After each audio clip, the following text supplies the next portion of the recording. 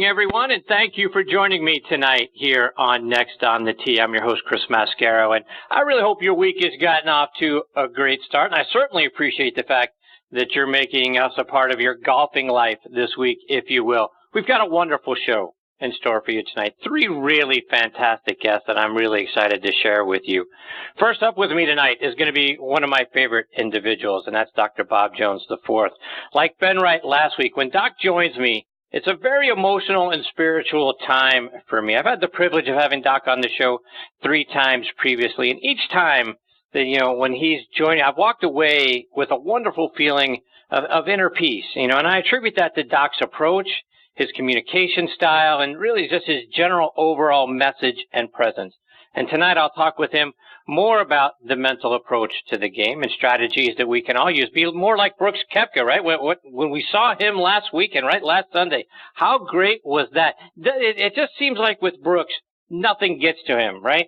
Nothing seems to faze him. He seems very unflappable, right? So how can we do something similar to that? How can we let things in our round of golf not get to us and not ruin our rounds? Whether we've had a bad swing, right? We hit a bad shot. We've had a bad hole, maybe a couple of holes. How can we stay focused and in the moment and not let that get to us and ruin the rest of the round? Because, when we're out playing golf, really, unless we're in tournament situations, it just should be about having some fun, right? How do we not let it really impede that? So we'll talk to Doc about that, and then get away from the negative self-talk that so much of us do. Plus, the other thing I want to talk to Doc about is, so many of us make the pilgrimage to Oakland Cemetery to pay homage to his grandfather, Bobby Jones, right? If you see pictures, and please Google it, folks, you'll see dozens of golf balls that are left on Bobby Jones's grave every month, and several of them are mine.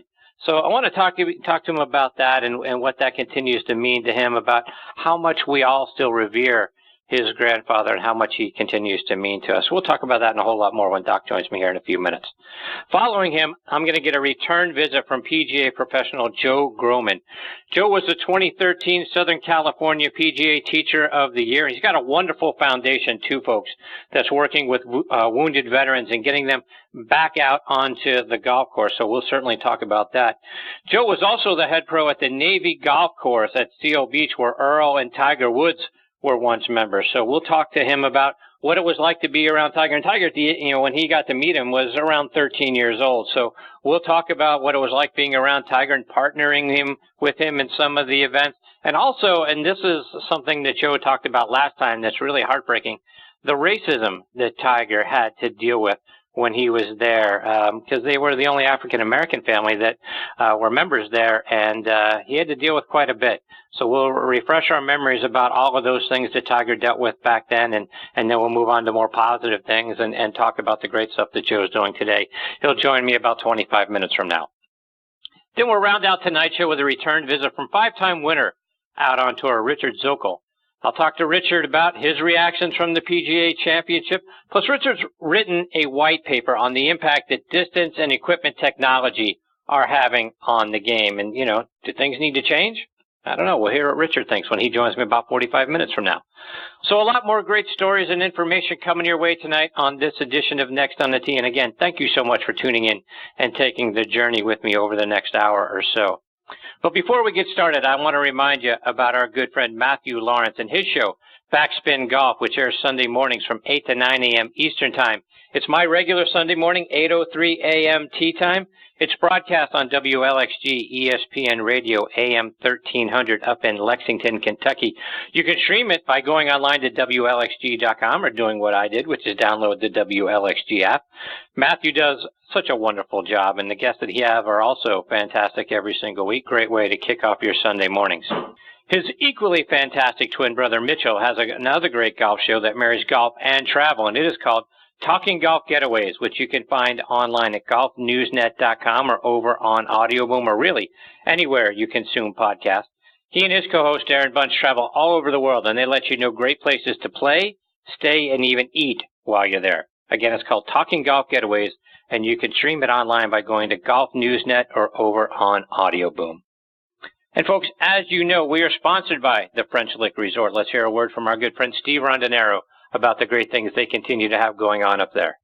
Play legendary golf at French Lick Resort, the only place in the country where you can play courses by two Hall of Fame designers on the same property. Our Pete Dye and Donald Ross courses offer two very different challenges. Experience them both and save with our Hall of Fame package.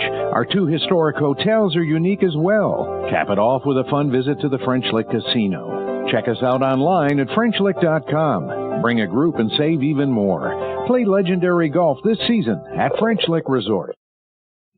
Yeah, be sure to check them out online at FrenchLick.com to see for yourself what a wonderful place it is and to book your stay as well. Also want to give a shout out to our friends at the Ben Hogan Golf Equipment Company. Folks, if you haven't hit Ben Hogan irons since whether the 80s or the 90s, do yourself a favor. Get a demo iron from them, one of their Fort Worth irons, their PTX irons, or their new Edge irons, and go out on the range and compare it to what you have. All Ben Hogan irons and wedges are handcrafted one at a time in their Fort Worth, Texas factory. No mass production, no shortcuts. You can now order custom-made irons, wedges, and hybrids at benhogangolf.com. They'll build clubs to your specifications, and best of all, charge you a fraction of the typical retail price. Check out their complete line of forged irons, wedges, utility irons, hybrids, bags, and accessories, again, by going online to benhogangolf.com. And we're also proud to be partnering with Russ Holden and the wonderful folks over at Caddy for a Cure. One of the most unique opportunities in the world of professional golf is available to you through Caddy for a Cure. Get to spend a day inside the ropes with one of the world's best players as their caddy. It's a fantastic way to have the time of your life while supporting our wounded service members and Fanconi anemia. You're going to get to walk side by side with your tour player experiencing professional golf as an insider. And in addition to the amazing experience you're going to have, you're going to get a fantastic giftware package from Caddy for a Cure, which includes Under Armour logoed apparel and an eyewear package, a tour-grade caddy bib suitable for autographs and framing, a tin cup ball marking gift, chef's cut real jerky, and professional photographs of your day. They currently have spots open that you can bid on to caddy for Rory McIlroy, Brooks Koepka, Justin Thomas, Jordan Spieth, Jason Day, Justin Rose, and several other tour players. Go online to Caddy for a Cure, that's CADDYFORACURE, caddyforacure.com to learn more. All right, now back with me here on the French Lick Resort guest line is Dr. Bob Jones, the fourth grandson of Bobby Jones. Let me remind you about Doc's background. He was born and raised in Pittsfield, Massachusetts, which is located in the very western part of the state near the New York state line. He now lives in Johns Creek, Georgia, which is just northeast of Atlanta. He studied at the Meinrad Seminary and School of Theology, and he graduated from the Georgia School of Professional Psychology, earned his bachelor's degree in English literature, a master's in divinity, and a doctorate in clinical psychology. He's working now as a sports psychologist. It has been really wonderful for me to get to know Doc over the past couple of years, and boy, I couldn't be more excited that he is back with me again tonight here on Next on the Tee. Good evening, Doc. Thanks for coming back on the show. Hey, Chris. It is so good to be with you tonight. I always love being on your show. It's a real highlight for me. I appreciate you saying that, Doc. Sure. So, Doc, I wanted to start off our time tonight by getting an update from you on the project going on for the Bobby Jones Golf Course here in town. They're completely remaking the golf course, and as I've been tracking it online, it's scheduled to open this fall. Do you have any updates for how the project is progressing? It is going absolutely fantastic. The course has been sprigged, and the greens, a lot of the greens have been sodded already. We have recently reached an agreement with the Chattahoochee River Project, a nice little compromise about tree planting. So the environmental groups are getting happier. The neighbors are getting happier because now it's starting to look like a golf course and not like a lunar landscape. We are hiring or have hired a general manager and in the process of hiring a director of instruction. We should probably have a couple of opening days in late October, which will be mainly for our donors to be able to see what it is that they have donated to, and then general opening to the public, I believe, is scheduled to be November 1st. Marty Elgison, who is the president of the Jones Golf Course, has said to me, if for some reason that we look like we're having a little problem with the grass coming in, he said that I may have to cancel my schedule, and he and Chuck Palmer, our chairman, and I will all be out hand laying sod, but we will open on schedule. So it's I got to tell you, it is Chris, it is a great project. It is going to be absolutely revolutionary, and as much as a tribute as it is to my grandfather, it is also absolutely the result of the vision and the persistence of Marty Elgison.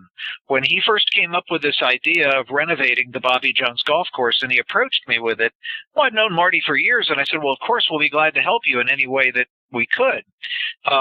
Privately, I was a little bit concerned that I might have to have him committed for such a crazy idea. And yet now, because of his persistence and because of his vision, the city of Atlanta is about to see something that really reflects just I think it reflects what my grandfather would do if he were involved in a project in the year 2018. It's just really fantastic, and we as a family are very proud.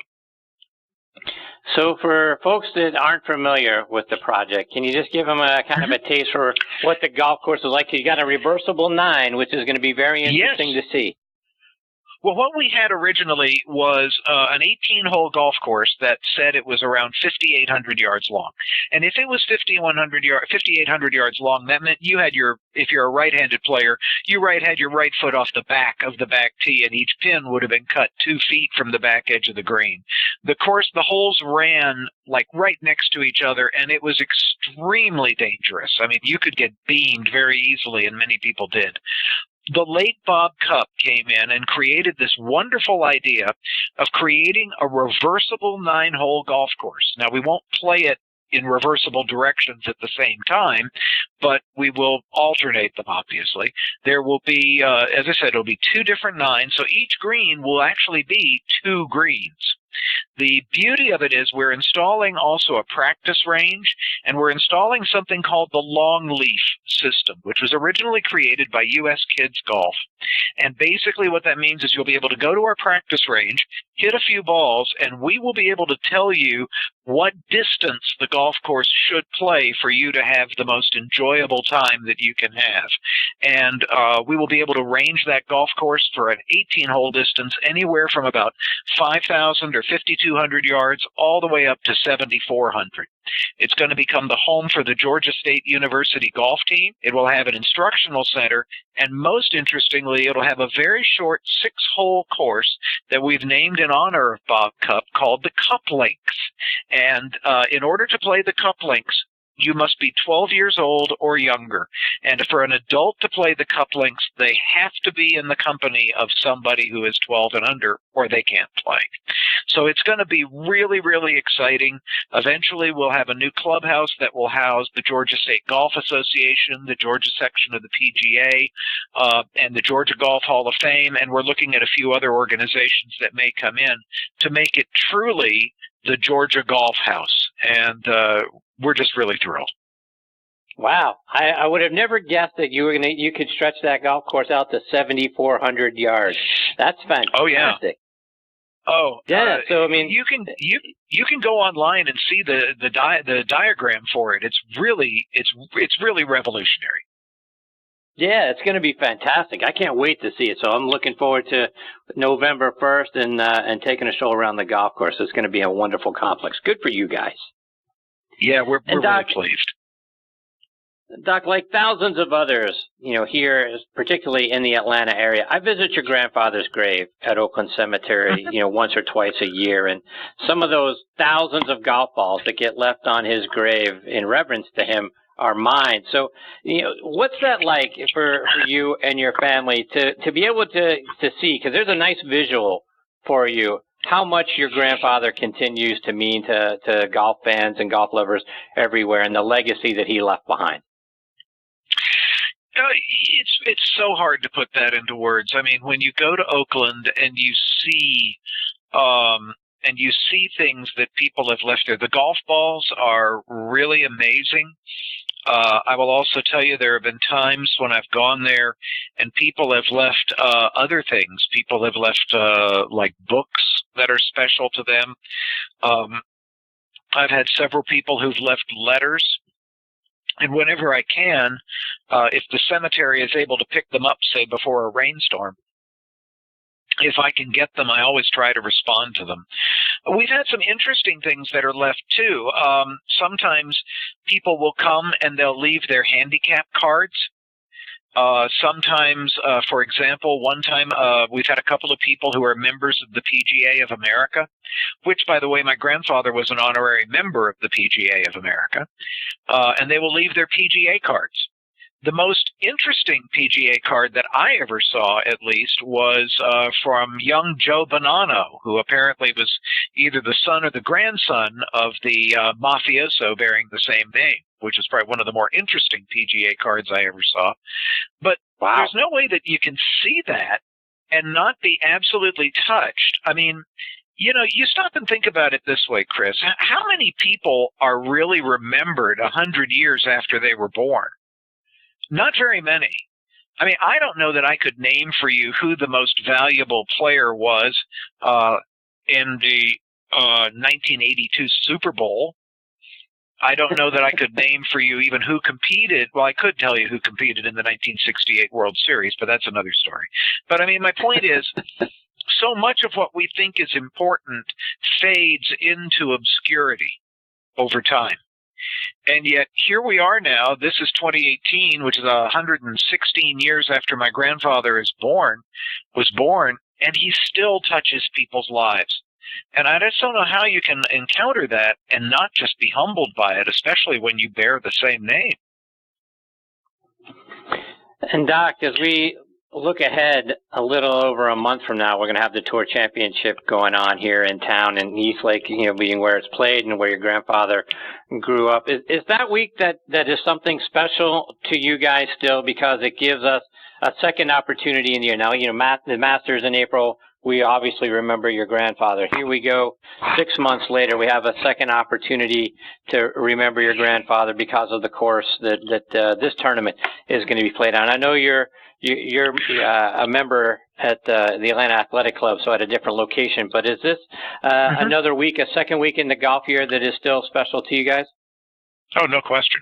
No question about it, Chris. I mean, they came to us a couple of years ago. I had a meeting with them over at Eastlake early in 2017, and they told me about their plan to make the Tour Championship a real testament to Bub's life and to his early years and his accomplishments when he was a member of Eastlake. And I was just so thrilled by that. And this year they're going to take it even to another level. And yeah, there is something that's very special about it. You know, what Augusta National does in the Masters tournament is really quite remarkable. This is something that's being done in my grandfather's hometown at the course, if not the club, at least at the course where he grew up and learned to play, and at a place now that is making such a huge contribution to the lives of young people here in the city of Atlanta. So yes, it's absolutely moving to me and to my entire family. It's a great honor, great honor. Doc, I want to switch gears a little bit now, and I want to get your thoughts on the mental side and the mental approach in the game of golf. And when we see a guy like Brooks Koepka, right, and how he goes about his business, so calm and seemingly unflappable in the pressure cooker of a major tournament like we just watched at the PGA. Can something like that, can that be taught? Can you work with somebody to teach them to focus and to stay in the moment the way that he does? Yeah, I think so. I think there are a few things that you have to do to be able to stay in the moment. One is, I think you have to have a reasonable and realistic expectation of your own abilities. So, for example, I think our tendency, for example, is to always try to plan our shots by what our best shot would be rather than what our averages actually are. So I think that's one thing. I think people have to have a realistic assessment of what they can actually do on the golf course. Given that, I think that you have to bear in mind something that is very, very important, and that is that everybody is going to hit bad shots. Walter Hagen used to expect them. My grandfather didn't expect them, but he knew they were going to come. But there's a real truth that I think if I could have everybody write it down and put it on their mirror so they could see it right at eye level every morning when they're getting ready to go to the golf course, the statement would be this: there is no shot that is so bad that losing your composure cannot make worse. Seriously. There is no shot that is so bad that losing your composure cannot make worse. And I'll give you a very practical example of that. A number of years ago, I was playing in a tournament up at Highlands Country Club in North Carolina with Charles Harrison, who for many years was a fantastic regional player here in Atlanta. And Charlie got on the 9th hole, which is a relatively short hole. And he snap-hooked his tee shot, and it went maybe about 110 yards, hit into a bush, and bounced out into the rough, maybe 210 yards away from the green. If it were me, I would have gone ballistic, at least back in those days. Charles just walked up to his shot, took a look at it, took out his 4-wood, and knocked it on the green 8 feet from the hole. And as we were walking up the fairway, I turned to him and I said, "Charles, that was just a fantastic shot." And he said, "Well, you know, Bob, you just never know what's going to come out of the gun at any point." And that's a good lesson. And that's a good lesson. You can hit terrible shot after terrible shot after terrible shot. And if you just maintain your composure and you just maintain your patience, then all of a sudden it can turn around on a dime. And we forget that in golf. Of course, I have another theory about that, Chris, and that is this. I think a lot of times when we lose our composure on the golf course, we're actually doing that for the benefit of those around us, to let them know that we could really do better than that. So I think you have to sort of check your ego at the door, know what your realistic expectations are, and then recognize that there is no shot that is so bad that losing your composure won't make it worse. And that sounds very simple, but I think that's really a key to playing golf, certainly a lot more consistently and a lot more enjoyably. Yeah, no, that's fantastic. I wrote that down, and I'll certainly be keeping that close at hand before I go play every round of golf. So thank you for that, Doc. Hey, if it works, I'll send you a bill. Don't worry about it. Appreciate you. So, yeah. Doc, hand in hand with that, right? Because when we talk about emotions out on the golf course, I don't think there's any sport that has as much self-negative talk than the game of golf does. And I'm curious, is that a learned behavior? You mentioned about, of course, how we have a bad reaction so that everyone else around us knows that, we know that was a bad shot and that we can do better. But is the negativity that comes around and the negative self-talk that we do to ourselves, is that a learned behavior in the same sort of way to, hey, now you hear me talk about how bad that shot was? Is that something that whether we're juniors and we do it in front of our parents so that, we are afraid that we let them down, or our partners when we're out on the golf course? How does it start? Where does it come from? I think it's learned. Again, I think it's an issue of expectations. I was talking with I think that expectations, it's like last time we talked about goal setting, and this time I think expectations would be the big theme. I think what happens is we get these perfectionistic attitudes in our head that says that every shot has to be absolutely crisp, every putt has to be absolutely perfect. I'll give you an example. I had a client once who said to me, he said, "I had 3 3-putts the other day, and I should never 3-putt." And I said, "Well, who told you that?" He said, "Well, I don't know. It seems reasonable that I should never 3-putt." I said, "Well, tell me where you were." And he described a couple of his situations. And there were a couple of situations where I had to tell him, I said, "I think you're darn lucky to have gotten out of what you had with a 3-putt. You're in a terrible situation." So again, I think a lot of that losing our composure and our self-talk has its roots in what our expectations are and that is a purely cognitive function, and it is a purely learned behavior. So yes, if it's learned, it can be unlearned, but it takes a little discipline. Also, bear in mind now, though, there's a physical side to this too, Chris, and that is you have to be also careful. If your thinking starts going sour, bear in mind that could be a cognitive problem, or it could be a sign that you're also dehydrated. So I'm serious about that. So, what I would say is get yourself a bunch of water or Gatorade in your system, give yourself a moment to pace it off and cool yourself down, and see if your thinking doesn't clear up. So I would say the two are intricately linked. I appreciate that last part, because one of our sponsors is Power Bar, and they have a product called Power Water, and they talk about how when you start to lose even just a little bit dehydrated, you become a little bit dehydrated. Suddenly your thinking gets clouded. Your ability to hit the ball as far and as straight and all that sort of thing is impacted. So kudos to you for that. And your emotional control and your emotional people don't realize that is the first sign that they're going to notice is that their emotional control has slipped a little bit, and that means they're dehydrated. Absolutely. Doc, just a couple more before we let you go. Yeah. And one of the other things that struck me over the weekend at the PGA was the incredible number of photographers who were greenside snapping pictures of Tiger. I mean, there was one shot of him, and he's trying to line up a putt. And there are hundreds of cameras pointed like right at him, like right in his putting line, if you will, if you send it out past the hole.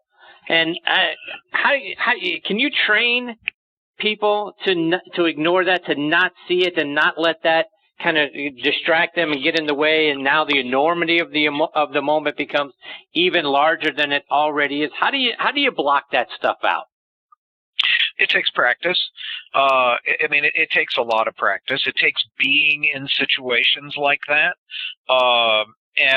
Obviously, Tiger's learned how to do it because he finished second this last weekend and played extraordinarily well. So, yes, it can certainly be learned. And while the average player doesn't have to know how to deal with cameras clicking in their face, the average player might have to deal with, especially if they're a little bit older, playing with two guys who have hearing aids and who are talking very loudly at all times during the game.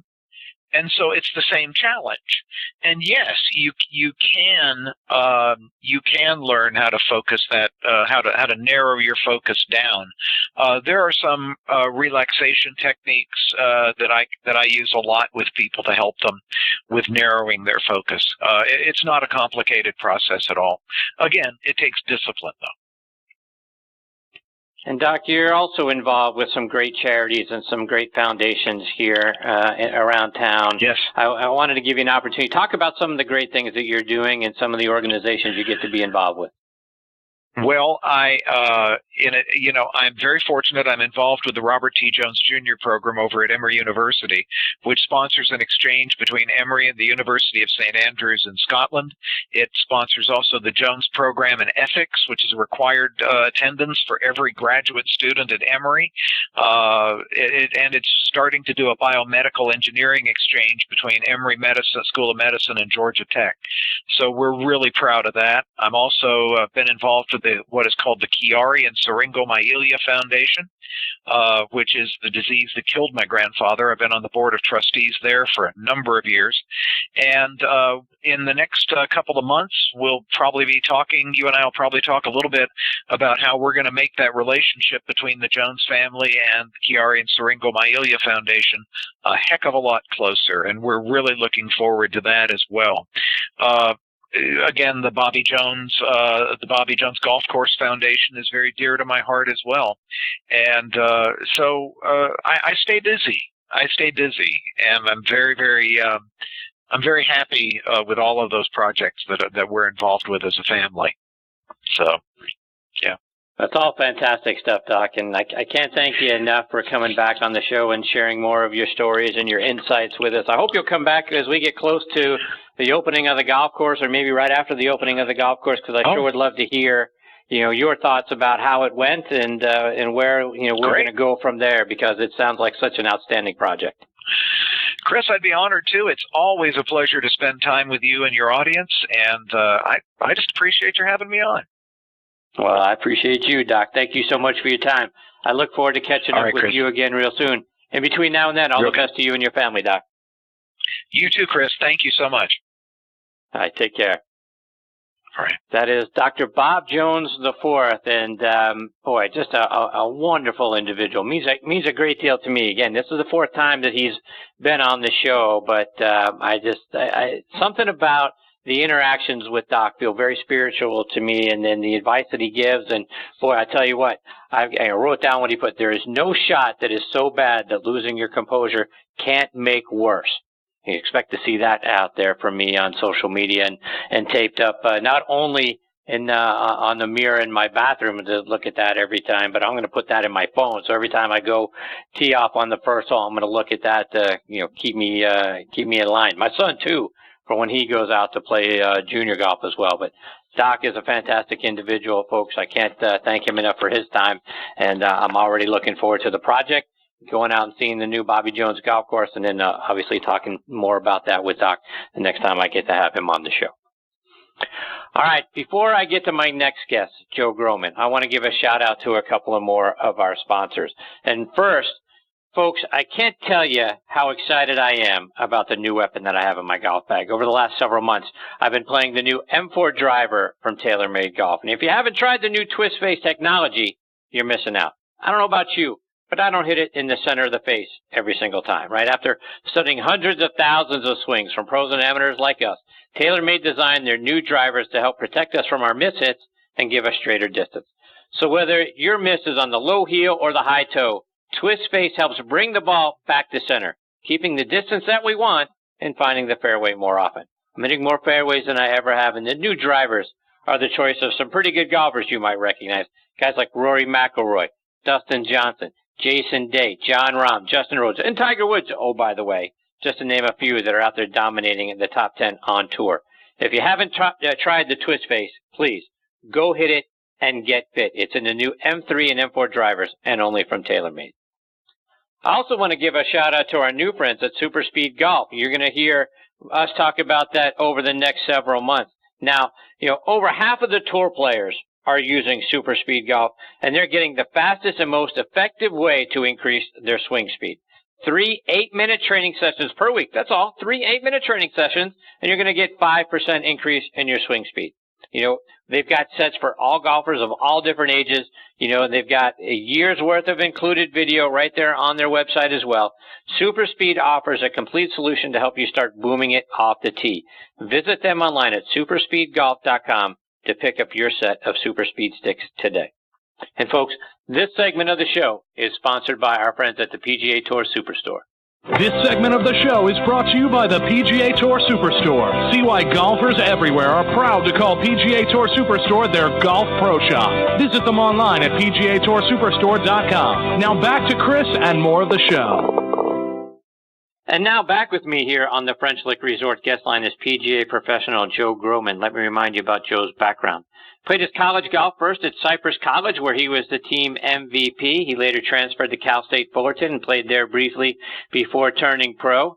He's been the head golf professional at places like Whittier Narrows Golf Course, Chester Washington Golf Course, the Navy course at Seal Beach, where he met Earl and Tiger Woods when Tiger was 13.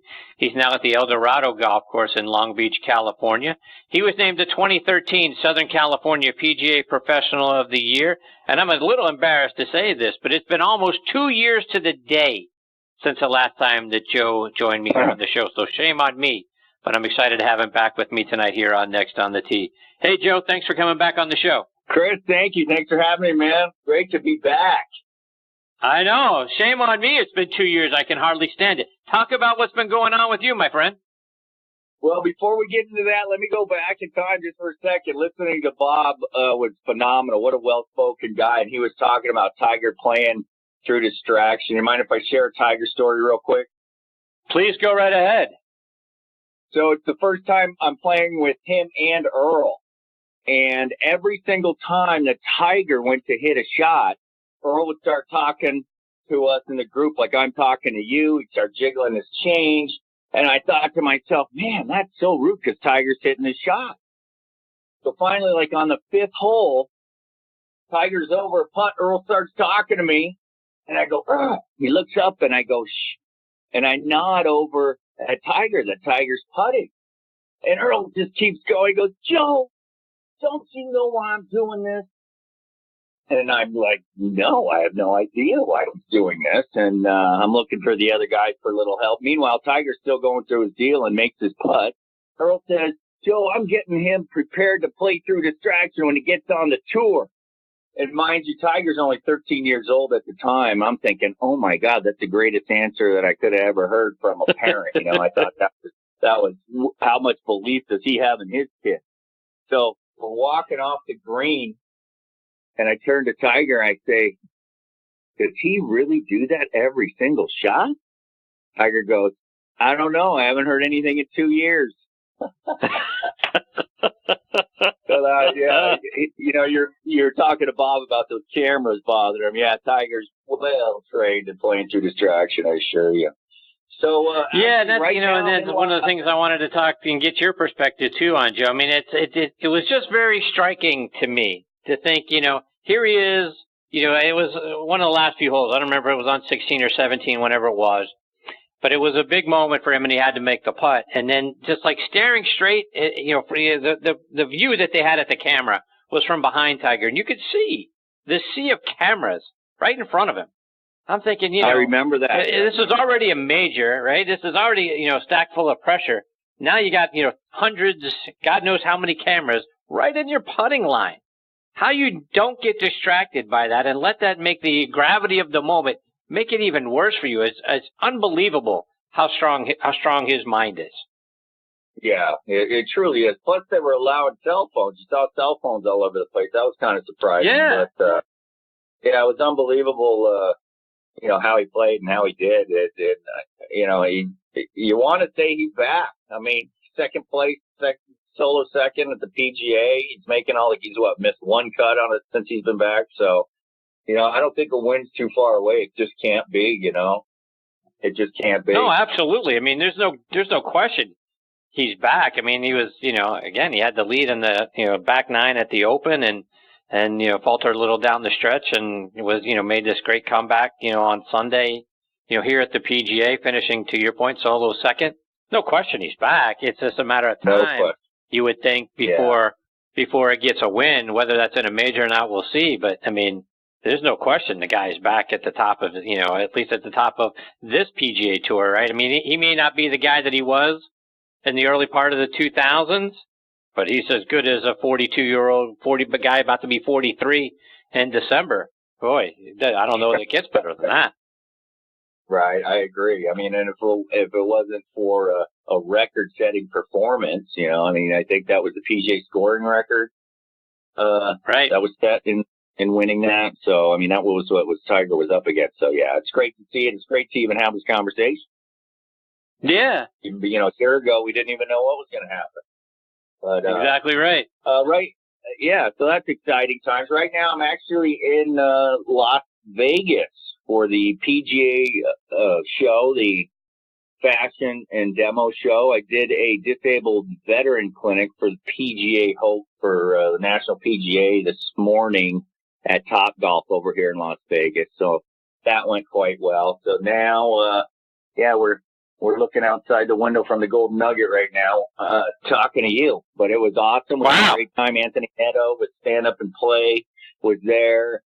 We had the pros from the Las Vegas chapter of the PGA were here. We had some pros from Southern California PGA were here to help out. Went real well. It's going to be our first annual. We're going to keep doing it every year during the show, so I'm excited about that. And as you alluded to a moment ago, Joe, talk about your foundation and the great things that you're doing for our wounded veterans. Our show goes out. One of the places it goes out to is the Armed Forces Radio Network. So I think it's an important message for the folks, on that station to understand the great things that you're doing for our veterans. Oh, we work with the Long Beach VA Hospital. We work with the VA Hospital out in Augusta when we do our Hope Clinic out there annually on the Monday of the Masters. We work with the veterans out in Hawaii the Monday of the Sony. I go down to Camp Pendleton once a month with the Wounded Warrior West Battalion down there. And, there's no greater rehabilitative anything than golf, if you ask me. For some reason, this sport just resonates with the PTSD. Down at Pendleton, most of the wounded warriors have PTSD. And, more than once, these guys have told me that getting them addicted to this game has saved their life. In fact, one guy, he was quite sullen at the beginning of the clinic. And by the end of the clinic, he was so excited. The next month, when we go on once a month, we've been doing that for about 13 years. The next clinic, a month later, he told me he'd been at the golf course every single day since the previous one. He obviously had been because he had improved exponentially. But he sat me down and we talked for a few hours. But he told me, he goes, Joe, he goes, I got to tell you, that day I came to that clinic last month, I was going to eat a bullet. And I made a decision whether or not I was going to eat a bullet or go to this dumb golf clinic. And he goes, I went to your golf clinic, and I'm here to tell you it saved my life. So, wow. These rehabilitative golf clinics have that impact. There's another guy said the same thing. We work with victims of stroke, and it's the same story. We just had our 19th annual golf clinic for the junior blind, our 12th annual special ed kids clinic, our 12th annual intercity kids clinic. This is the game for, rehabilitative or just getting, these kids off the streets, for example, when we're down in the inner city, giving them something that they can do that could potentially lead them to a college golf scholarship, or at least, the Chester, Washington is down on the edge of Compton, and those are some rough streets, and I assure you it'd be better to have those kids on a golf course than out there on those streets. So, as far as the armed forces is concerned, I did leave the Navy golf course in February. I still do a lot of the clinics there. We still take the Long Beach VA guys there.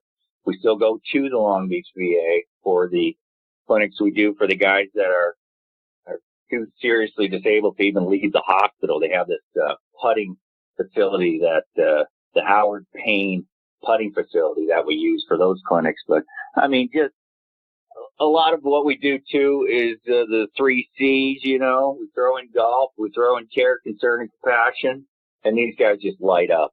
It's unbelievable. And, Joe, to your point, you left the Navy golf course. Now you're over at El Dorado Park Golf Course over there in Long Beach. Talk about that golf course. It was named one of the top 100 courses back in 2008, I read.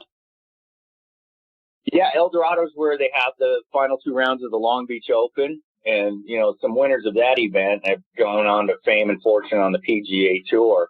Phenomenal. Long Beach is a phenomenal community for golf. There's several Long Beach City golf courses there, Rec Park, El Dorado. Hartwell's infamous. Hartwell churns out thousands of junior golfers a year.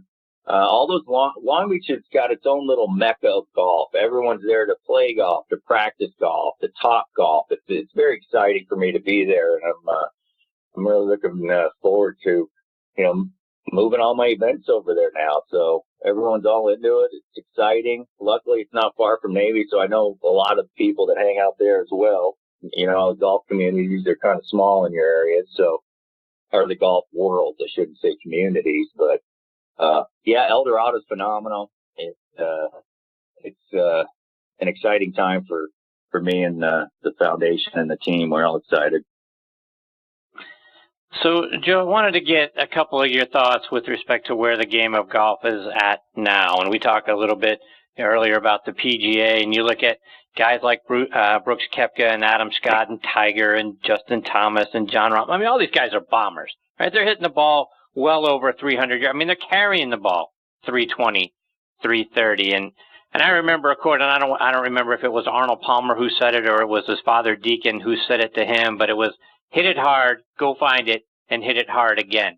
As a teacher, is that what we're teaching, the junior players now? Is, boy, you got to get up there and rip it, and then we can worry about angle and where the ball goes, but you got to swing hard, you got to swing fast. It's all about swing speed. Is that where we're at as a teaching philosophy, or is your philosophy different than that? Well, as far as that's concerned, it's a different game. I've been in the Southern Cal PGA for 30 years, and in the old days, I didn't think anybody could hit it farther than me until Tiger turned 16. But I remember Von Hinkle won the long drive thing with 280. Tiger was like the first guy to hit it, to start hitting them over 300. we got guys in the Southern California PGA, and I'm not kidding, that can hit it 350 yards straight, and they're pros. And it's, you know, you're 70, 80 yards back. You know, you hit it 280, and you're 70 yards behind this guy. It's discouraging. We have one of the biggest issues right now in the Southern California PGA. I'm on the board of the Southern California PGA, so I'm right in the middle of this because I turned 50 a couple of years ago, is senior tees. National came down with this thing that they're not going to have senior tees because they're just going to, so we follow, the sections follow national protocol. So we have what they call fair and equitable tees. But I'm a lot longer than a lot of seniors still. And there's guys out there that are a lot longer than me. So equitable tees, what does that mean? You know, when everyone's playing the same tees and some of these guys can hit it over 100 yards farther than some of the older seniors. I mean, it's where the game is now. I think if the young guys are gonna be hitting it that far, I mean, they got to take a good look at what they're gonna do as far as fair and equitable. No, I don't. I mean, grip it and rip it is, you know, that's how we taught it. That's how I taught it in the old days. But now, you know, my big thing is balance. And you start teaching kids just to tear it up. If they can't swing in balance, you know, they're just going to rip their swings apart. I just did 6 weeks of Nike Junior Golf Camp. And the main thing we preached to these kids was to swing in balance. I wouldn't even let them touch the driver till the third day, because if they couldn't swing in balance, their driver is going to rip their swings apart, which is exactly what happened with a few of them. They start swinging hard with the driver, they fall out of balance, and all that hard work they've done for the first 2 days is out the window because they just ripped their swing apart with their driver trying to swing too hard. So, yeah, it seems like we're going that way. You know, if you watch these long drive contests, these guys are hitting it 400 yards. I mean, what is going on out there? A lot of the course, I mean, I remember when 6,800 yards was a big, long course. Now it's a pitch and putt. You know, it's unbelievable. I don't know what the answers are. I mean, I know with the juniors, I want them to swing in balance. I mean, I don't care if they can swing as hard as they want when I leave. But when I'm there, I want them swinging in balance. If they can keep their balance and work their way up to swinging that hard, I mean, more power to them. But, yeah, if you start swinging for the fences and you can't keep your balance, you're going to have a heck of a time trying to groove a swing. It's not until you keep your balance that we're able to build on the swing. We're able to work on other mechanics.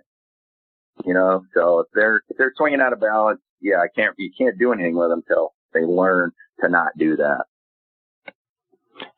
Joe, just a couple more before we let you go.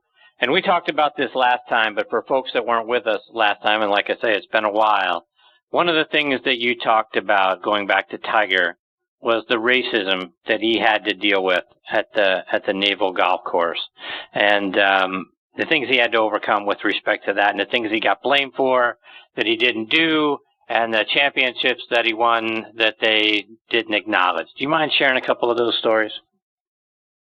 Well, for example, he had just won his first U.S. Amateur 2 weeks earlier.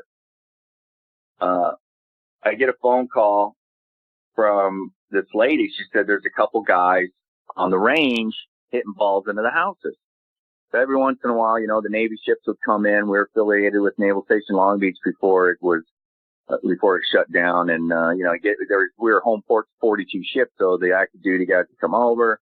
It was military only, so they were literally on a base and start drinking, get crazy. Once in a while, they just start firing them into the houses, either on purpose or probably not on purpose. They probably just, that was their swing. But, so I go out there, I see Tiger on the range by himself and said, "Hey, champ, you see anybody out here?" He said, "Yeah, a couple guys just went down by maintenance."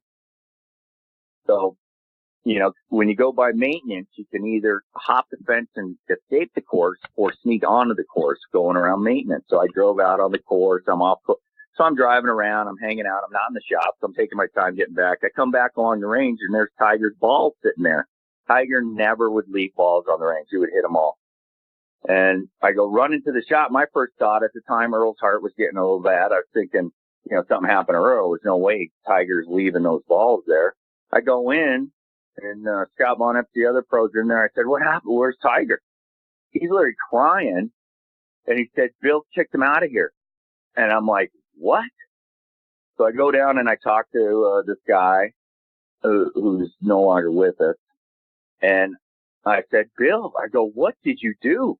And he said, "A neighbor lady called and said little black kid was hitting balls into the neighborhood, so I kicked him out of here." I said, "Bill, that's BS. I took the phone call." So this guy had a little bit of thing against Tiger and kicked him out of there. So I go running over to Tiger's house, and mind you, he's 2 weeks away from going to college. He's 2 weeks removed from winning the U.S. Amateur Trophy. There's a bunch more underlying stories. He just hadn't done that. The Navy could have had the best recruiting tool they could have ever hoped for. If he hadn't done, I go to Tiger's house. It was like Tiger had already told Tita and Earl what had happened. It was like walking into a funeral parlor. And I said, I asked Earl, "If you want me to talk to General Lyles, who was a 3-star general at the time, African American, who played golf there, and tell him what's been going on?" And he goes, No, we don't want to involve General Lyles. We don't need that.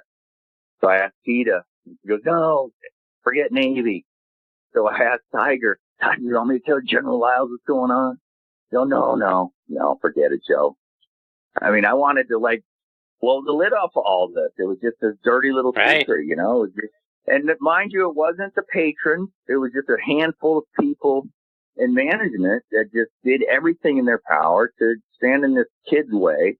Again, it's military only. So you're talking about a golf course where the first tee's empty at 10 o'clock in the morning. Tiger literally had the place to himself. So just a handful of people that worked there, older people that were kind of born and raised in the days of segregation. Outside of that issue, they were great people, but they were just born with that weird little problem. They had a problem, yeah, that was a tough one. Anyway, that he goes off to college. Oh, before he left, like a week later, this was a big thing. A week later, he calls the manager, sort of as to let him know whatever. I can't remember the term I'm thinking of, but he calls the manager and asks him if he wanted to display the U.S. Amateur Trophy at the Navy golf course.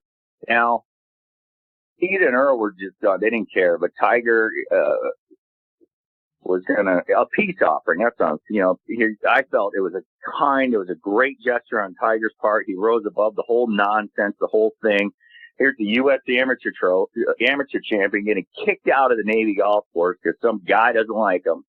And Tiger still had the grace to offer to display the trophy at Navy, which is where it should have been. Navy was his home course. And the guy didn't even have the courtesy to reply to Tiger. There was not a yes, there was not a no, there was no reply. And that, I mean, you'll never hear Tiger say it, but that was what did it in for Tiger. That was when he was done with it. It's like unbelievable. No kidding. Yeah, it was good. Yeah, I mean, there's a lot of little stories. You'll be able to read about them here in about a year when I finally publish my book. I wrote a book about all that like 20 years ago, but as a Navy employee, I've never been able to publish anything like that. Like the golf book I wrote that Earl wrote the foreword to, that has me and Tiger on the cover, that you can get at howtogolf.com.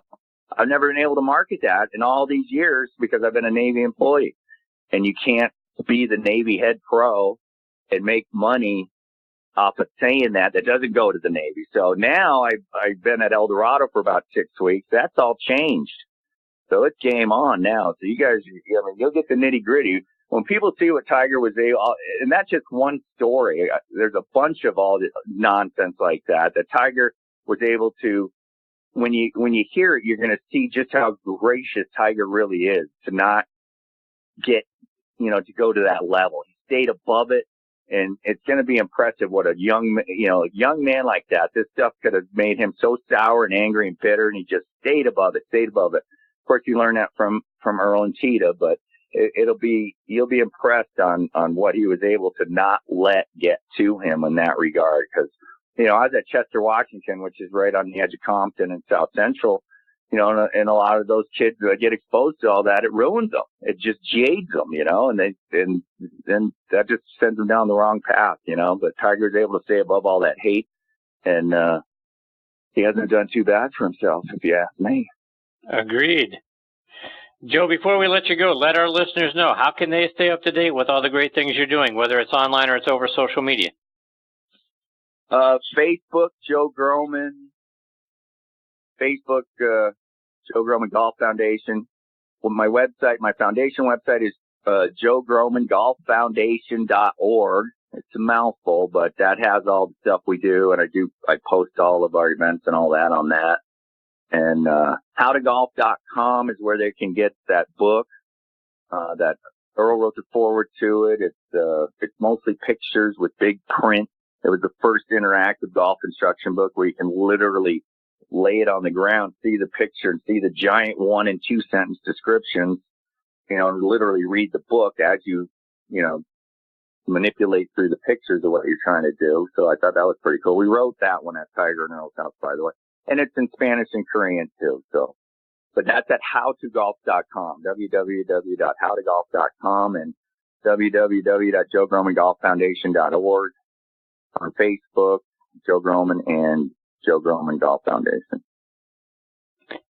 Joe, it's fantastic having you back on the show. Thanks for taking some time away from your stuff that you got going on there in Las Vegas to join me and jump on the show. I hope I'll be able to get you to come back on the show much sooner this time around, because it's great catching up with you, my friend. It's my pleasure, Chris. Thank you so much for having me. I always appreciate it. Take care, Joe. All the best to you and your family. We'll catch up soon. Okay. Thank you, Chris. Take care. See you, Joe.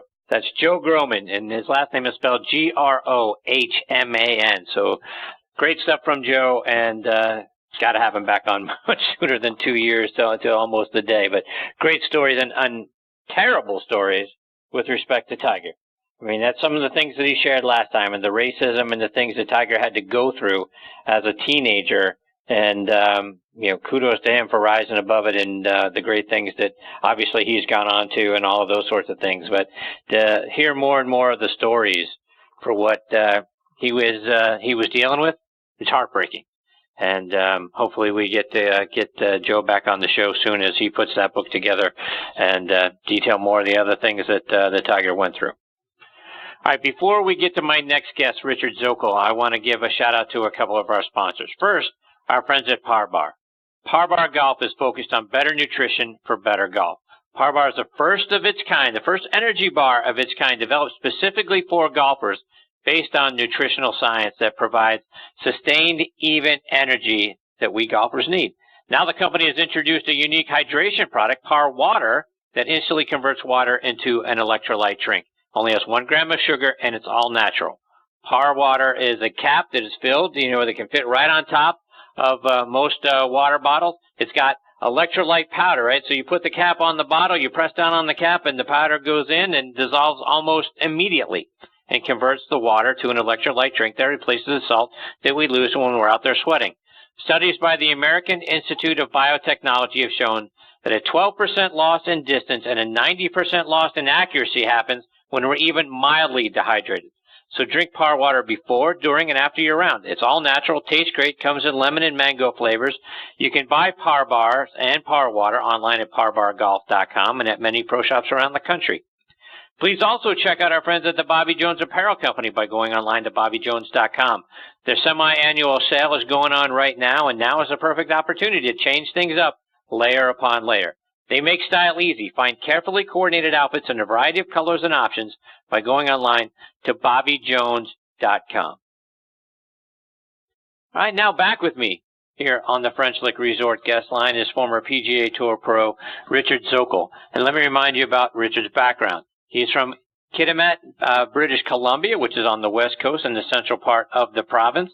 Played his college golf at Brigham Young from 1977 to 1981, where he helped them to a first or a second place finish in the Western Athletic Conference all 4 years he was there. They finished second in the national championship in 1980, come back the next year in 81, and he captained them to the national championship along with his teammates Rick Fair, Keith Clearwater, David DeSantis, and Bobby Clampett. And Bobby and Richard were roommates for 3 years there at BYU. In 2009, that 81 golf team was inducted into the Brigham Young Athletics Hall of Fame. That year, Richard won the 81 Canadian Amateur Championship by one stroke over Blaine McAllister in a sudden death playoff and then turned pro. The year before, in 80, Richard won the International Champions Tournament over in Morocco. Among his other wins were the 1982 British Columbia Open and the 1984 Utah State Open. On the PGA Tour, he won twice in 1992 at the Deposit Guarantee Classic and the Greater Milwaukee Open. 2001, he won on the Web.com Tour at the Canadian PGA Championship, and in 2011, he was inducted into the Canadian Golf Hall of Fame. He is now the founder of MindLink Golf, which you can find online at mindlinkgolf.com. We'll talk about that a little bit later on, but I'm very excited to have Richard back with me again tonight here on Next on the Tee. Hey, Richard, thanks for joining me again tonight.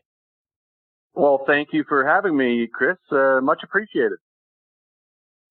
So, Richard, I want to start our time tonight by getting your thoughts on what we just saw at the PGA Championship. What did you think about what we witnessed, particularly on Sunday?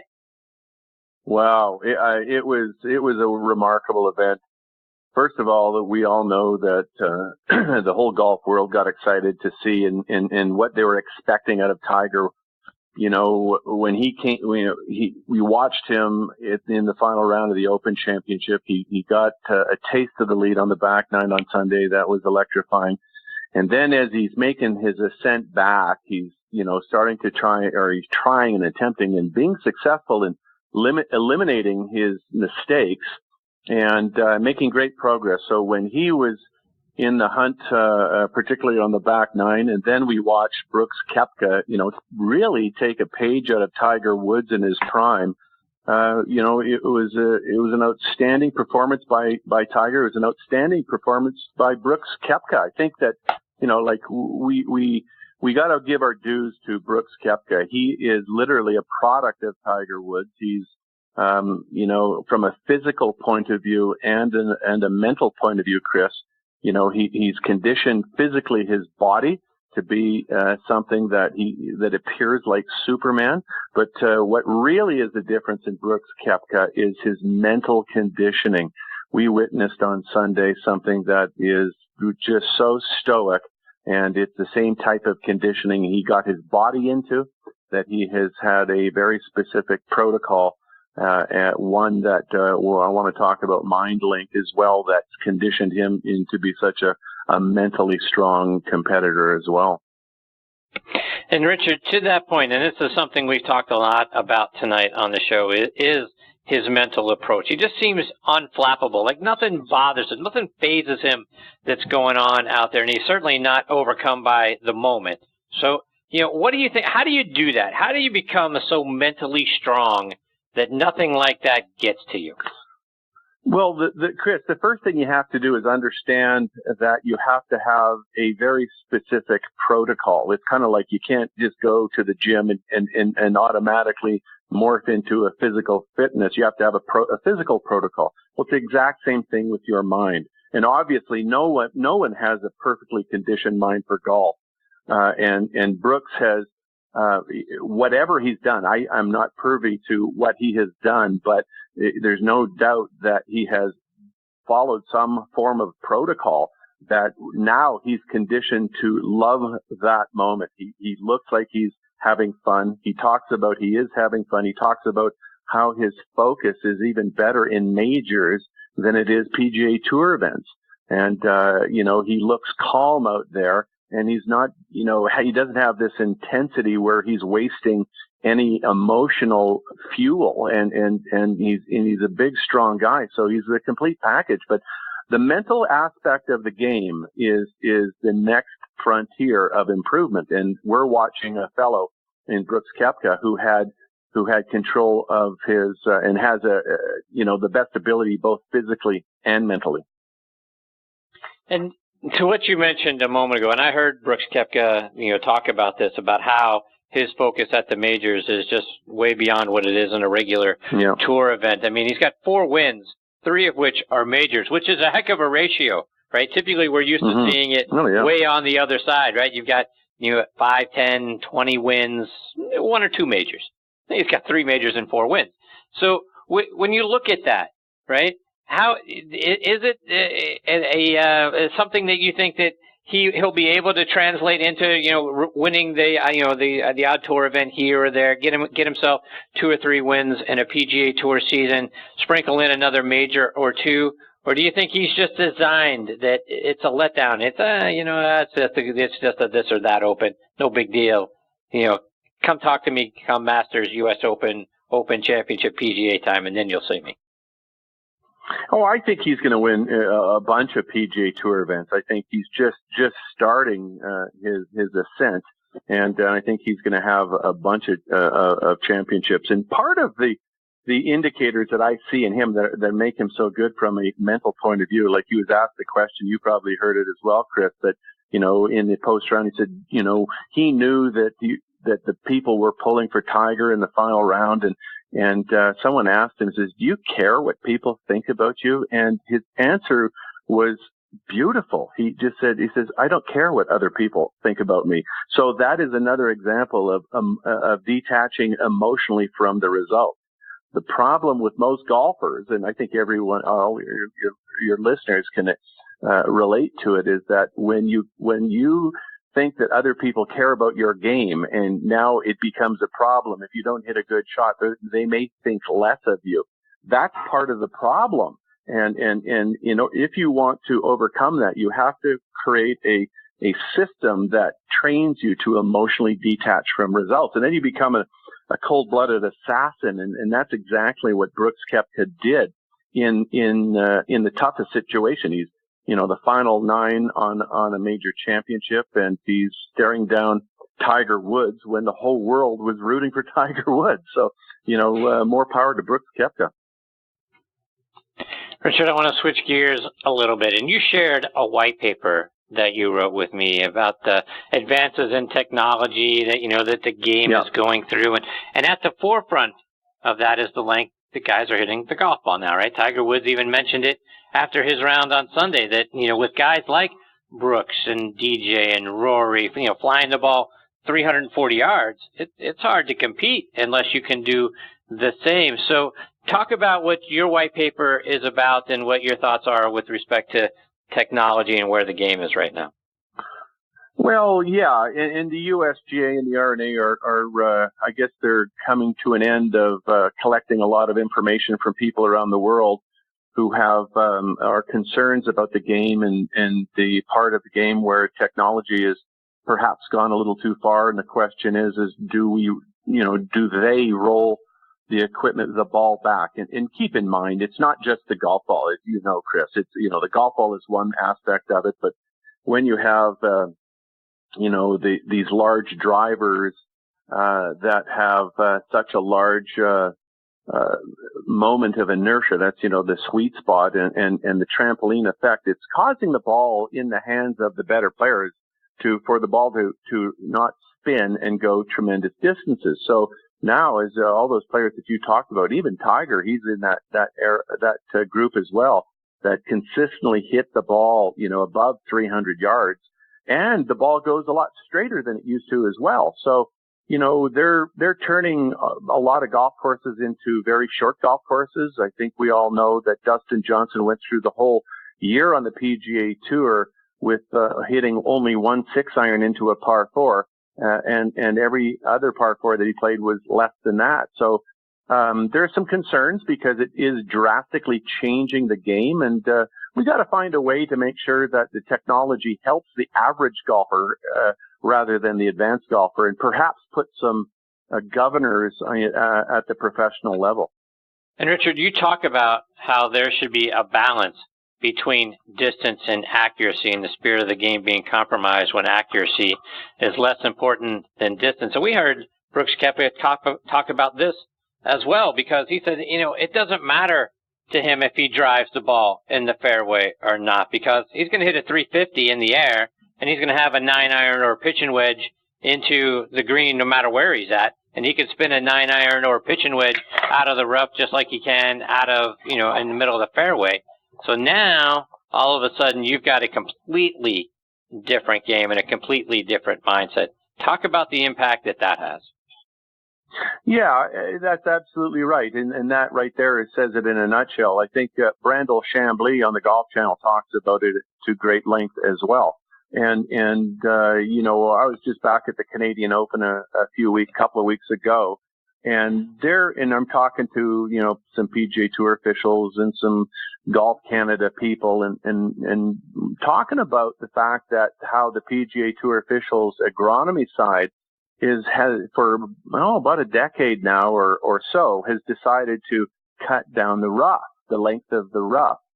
They want, you know, their concerns are speed of play. They want it to improve, but, you know, that's another subject. But also, they want low scores. So if we were able to create golf courses with penal rough, so when the long hitters or any hitter didn't have the proper balance of accuracy, you know, the risk reward of pulling out driver and the art of driving the ball in the fairway should be rewarded. But what shouldn't be rewarded, in my way of thinking, is the bombers that just smash it everywhere. And it doesn't matter where you are in the rough, that you're able to access particularly soft greens, like we saw this past week at the PGA Championship. So, you know, if the rough was penal and guys like Brooks Koepka and Dustin Johnson weren't able to get to attack pins from the rough when their drives missed the fairway, then that would be a proper balanced setup, and you wouldn't see, you know, such low scores on what used to be difficult golf courses. So, Richard, are you an advocate of rolling back across the board, rolling back the size of the head of the driver, like you mentioned a moment ago, rolling back how far the ball can go, or are you looking for that across the board? Are you looking for bifurcation? Talk about what's the solution. I think the solution is bifurcation. I was never a fan of bifurcation. I thought golf was such a great game that amateurs and everyone played the same game, but it's just changed dramatically in the past 18 years, ever since 2000, that you know, you want the advances to go to the average person, the people that pay for the Callaways or the TaylorMades or Titleist golf clubs, because the technology is great. And you know, we all know golf is a difficult game, but I would like to see the golf ball and create a bifurcation for the PGA Tour level. So if you're playing Web.com Tour or the PGA Tour, follow the same path that Major League Baseball did. They didn't get pulled down the rabbit hole to use metal bats. Oh my gosh, I couldn't imagine. You know, there'd be deaths of shortstops, third basemen, and pitchers if they allowed metal bats. And what I would do, Chris, is I'd really affect the ball that it had to spin a lot more than it does, so that mishit shots, you know, they spin and they'll slice or hook. This golf ball just doesn't spin. Then I would reduce the size, the maximum size for, again, the PGA Tour levels from a 460 cc and bring it down to, oh gosh, I'd bring it down to, you know, 320. And then we would make sure that the face doesn't have the coefficient of restitution, which is the spring-like effect on the face. Because I think, and we're not even talking about how the shaft has made a difference with power, the lighter shafts. But if you pull back increase the spin on the golf ball, bring back reduce the size of the head of the driver and the woods, then it would reduce the sweet spot, and then also reduce the spring-like effect on the face, and pull it back 10%. I think Nicholas talked about pulling back 20%. I think that's a little too much, but I think now then we won't have a distortion from those who are the power players. We don't want to, I think it's a poor game if it just becomes a bomber's contest. You know, the guys that learn to play artfully and smart should be in the game as well. Richard, a couple more before we let you go. And you founded a company called MindLink Golf. We've made mention of it a couple of times, but talk about what MindLink Golf is. Okay, well, MindLink it's a mental game improvement app, and the protocol conditions golfers, as I mentioned, to detach emotionally from results when you follow it. We focus on collecting key performance data of every shot, Chris, and you enter the data with after every shot. The software is being built overseas right now, and we're going to have our product delivered to us in December. So basically what you do, you focus your attention on, there's two key performance markers of every shot. And you're as good, and I'm as good, or every golfer is only as good as their ability to assess that shot. That is like picking the club and assessing the situation, wind, distance, and all that stuff. And then your ability to execute the shot. So we collect that data, and then after every round, you get 3 reports. And these reports provide a shot lost and shot gained information that are associated with each and every key performance marker. So basically, that's what we do. And what it does, it inherently pulls the golfer into the present moment. And most importantly, and I call this function of golf insanity that we all do as golfers. We think about results. We think about our swing technique when we need to be learning how to focus on the shot at hand, no matter what the situation. It doesn't matter if you're Tiger Woods trying to make it on the 18th hole, or if you're Joe Blow at your country club trying to break 90. When you put your attention on the one shot at a time and your key performance markers of that shot, then you learn to detach emotionally from the results, and it gives you a freedom of being able to optimize your ability. So, Richard, that begs the question: when do you think it's going to be available, and when we can start checking it out? Well, I'm going to have it, and we're going to be testing it, what's called a functioning minimum viable product, in December. I'm going to be taking it to the PGA of America at that point, and then next spring, next summer, then we anticipate it being an app and available at the App Store, and it'll probably be a $8, $9.99 a month product. You'll be able to have golf lessons, pick up videos.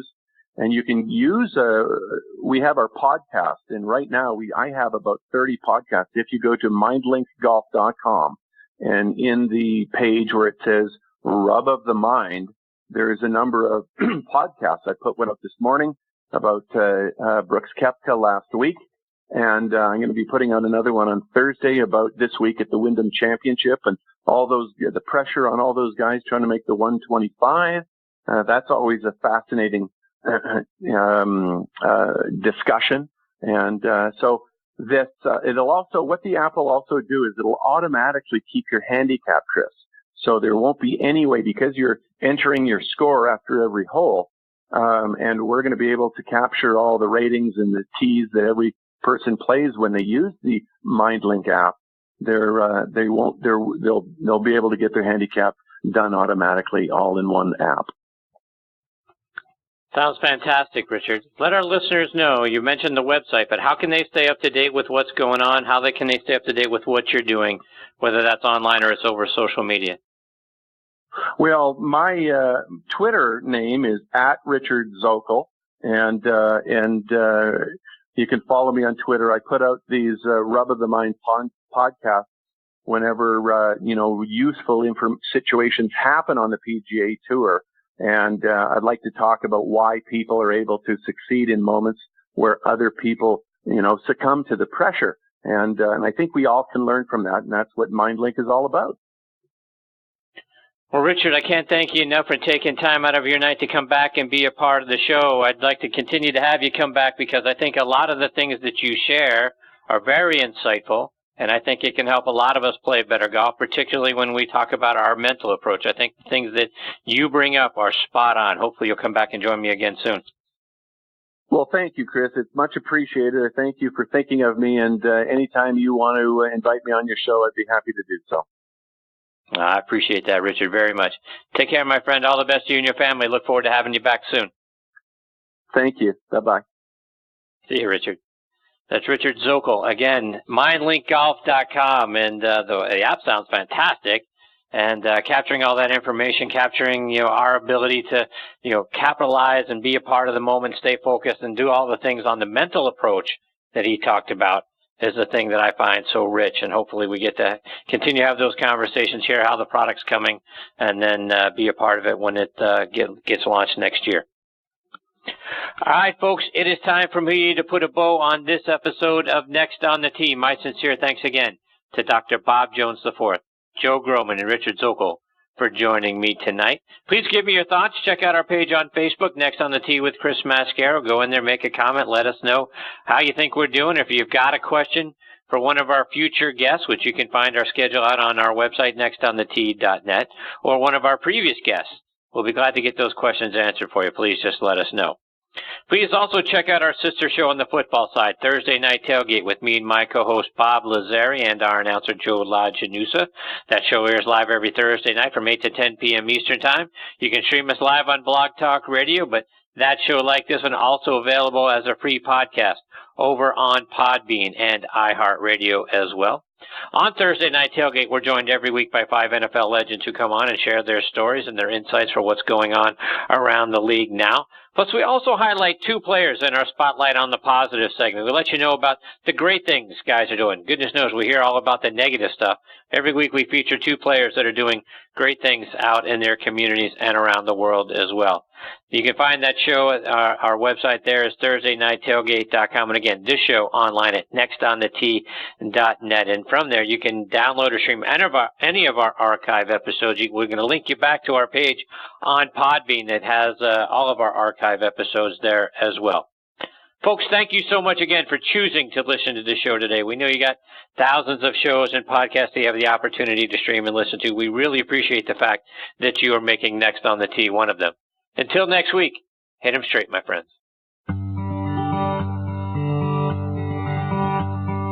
You've been listening to Next on the Tee with Chris Mascaro, where PGA and LPGA pros and top instructors and media members go to tell their stories. Join us the same time every Tuesday to hear more stories about the game we love from people who love sharing those stories with you. It's all about the great game of golf. It's all about the great game of golf.